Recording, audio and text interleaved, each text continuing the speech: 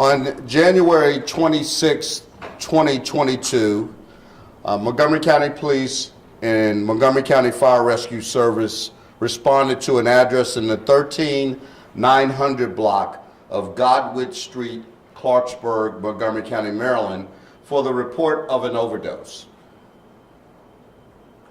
Sarah Harris, a 25-year-old female, was discovered deceased in the residence. An autopsy later done at the Office of the Chief Medical Examiner's Office in Maryland would later determine the cause of Harris' death was ketamine and diazepam intoxication, and the manner of death at that time was undetermined.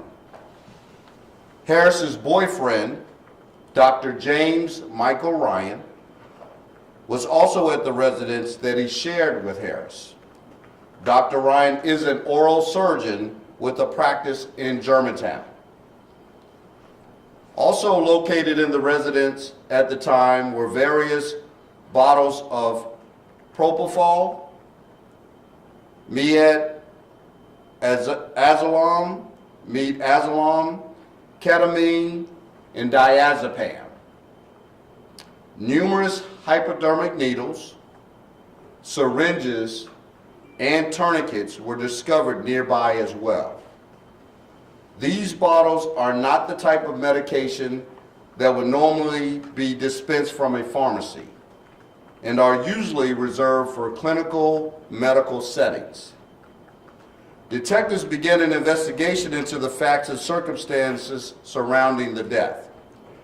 Investigation determined that Harris visited Dr. Ryan in the fall of 2020 for a medical procedure. Harris had previous experience working in dental offices. Several weeks after the procedure, Dr. Ryan contacted Harris about a possible vacancy in his practice and was hired shortly thereafter. Harris and Dr. Ryan began dating right around the new year of 2021. Harris began spending significant time at Dr. Ryan's residence, eventually living there permanently in late summer of 2021. Investigators learned that family members noticed that Harris's physical appearance was changing over time and that she did not look healthy. On two different occasions, Harris was discovered in their residence surrounded by empty medicine bottles, similar to what was discovered at the death scene, used syringes, and bloody clothing.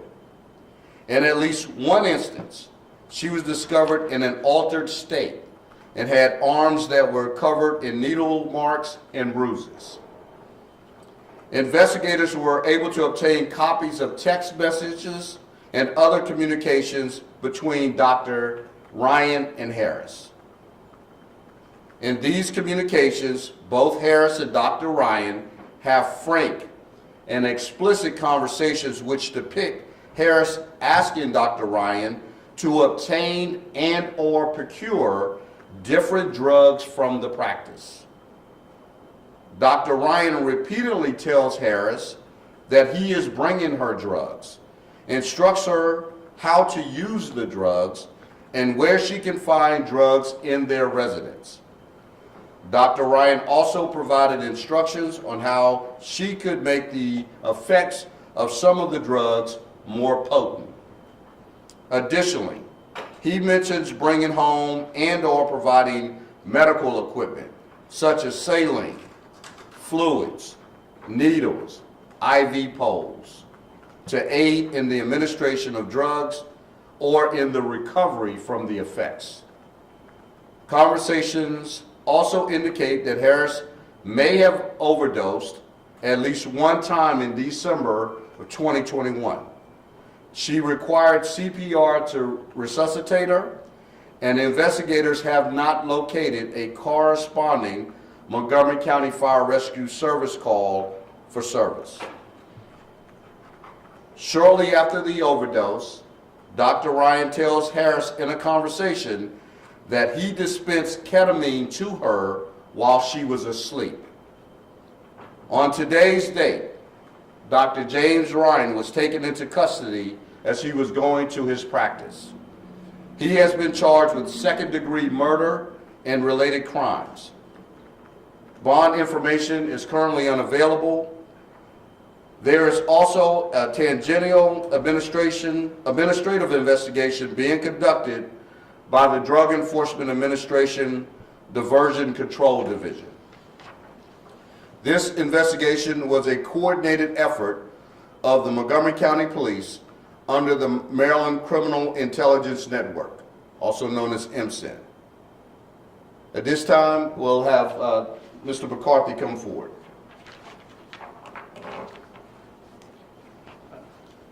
Thank you, Chief. My name is John McCarthy. I'm the State's Attorney for Montgomery County. As is obvious from the comments of the Chief already preceding my coming to the podium, the defendant is currently under arrest. He is currently pending presentation to the District Court Commissioner at the Seven Locks facility here in Montgomery County. He is still about fourth or fifth in line, so it could be an hour or two before he is actually physically before the Commissioner. The Commissioner has the authority in this matter, based on the nature of charges, being second-degree murder, to set a bond. The state is present. My attorneys are there. A team of my lawyers have been working with the Chief's people for several days on this particular matter. We are there to make argument about what the appropriate bond would be in this case. If Dr. Ryan was in fact held, he would have a bond review before a district court judge tomorrow morning at 1 o'clock in the district court located in Maryland. Many of you, almost everybody here, I think, has attended those bond reviews on a prior occasion. If he is released, he would be released on the conditions set by the Commissioner. We should know that within the next 2 hours. The charges that are brought against Dr. Ryan at this point in time, all charges, even those that, like murder, begin in the district court. This is a matter that will be in the district court. There are 10 total charges currently in the charging document pending against Dr. Ryan. The most serious charge against him is a charge of second-degree murder, which carries a maximum penalty of 40 years imprisonment.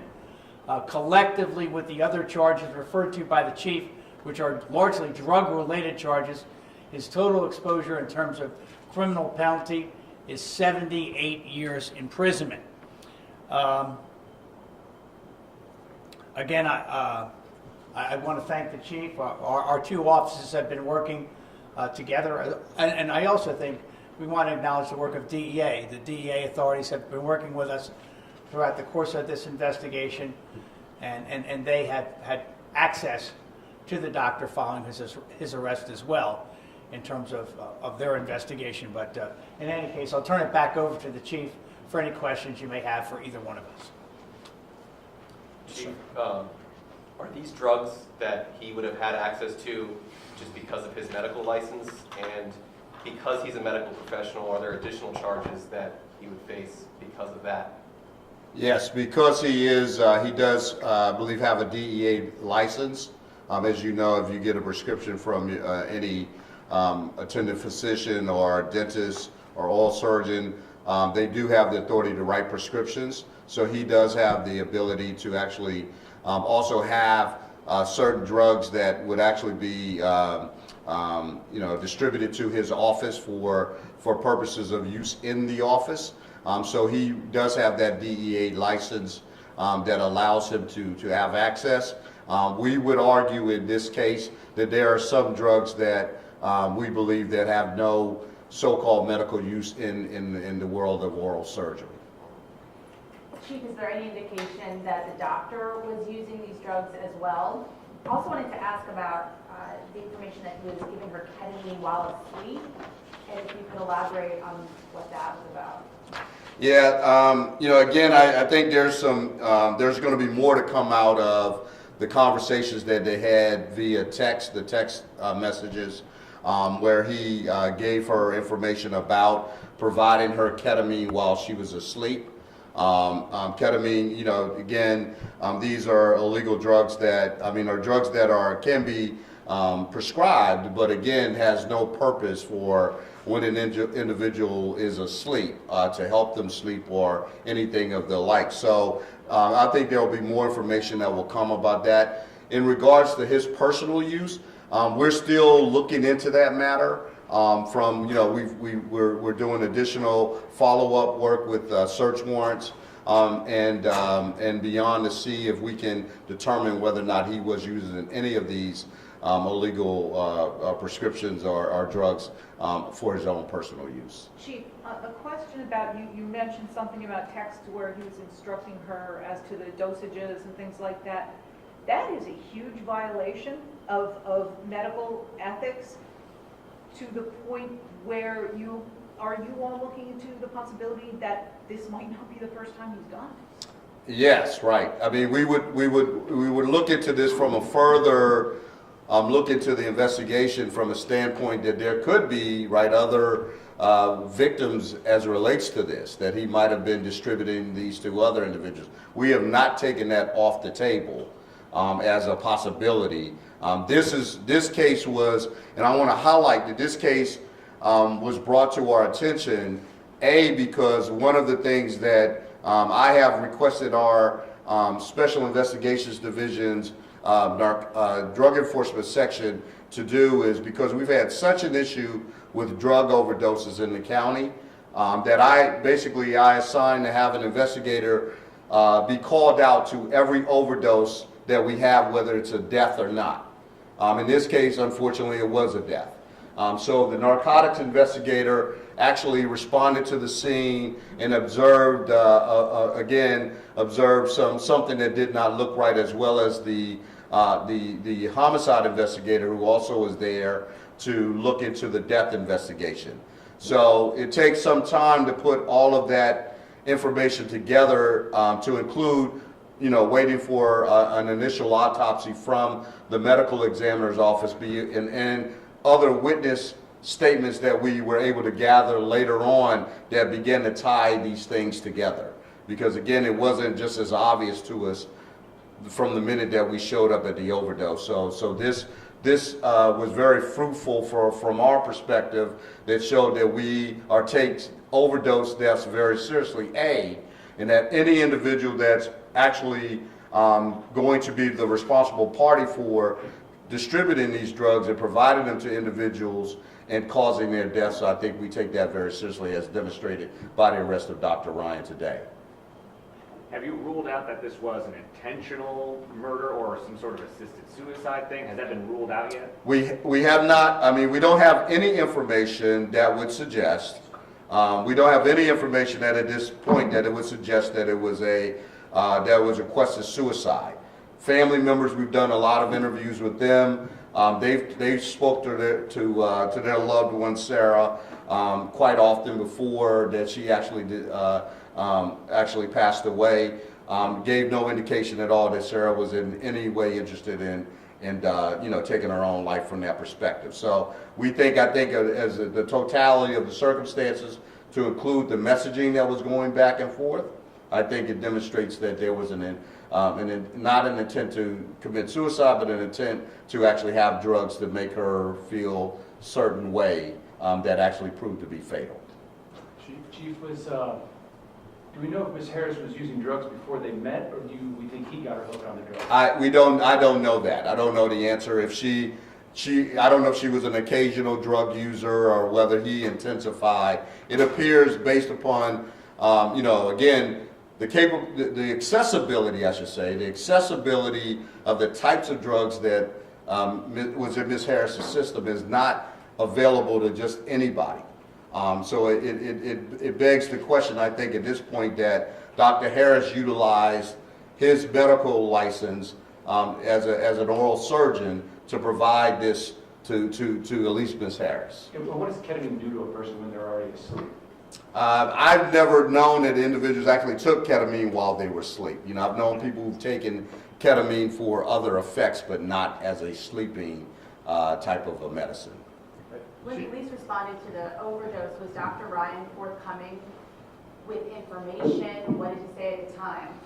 It didn't provide much information at all. And if, at that point in time, I don't know how much information he relatively shared, but it didn't give the indication that he had taken any responsibility for her death at that particular time. Do you believe that authorities were called in a timely way?